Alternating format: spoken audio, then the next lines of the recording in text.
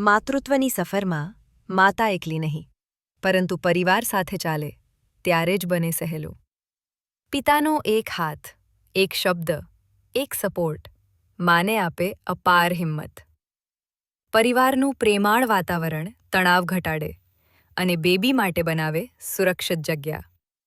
Partner સપોર્ટથી માત્ર શારીરિક નહીં, પરંતુ ભાવનાત્મક શક્તિ પણ વધે, કારણ કે માનું મન જ સૌથી મોટો આધાર છે.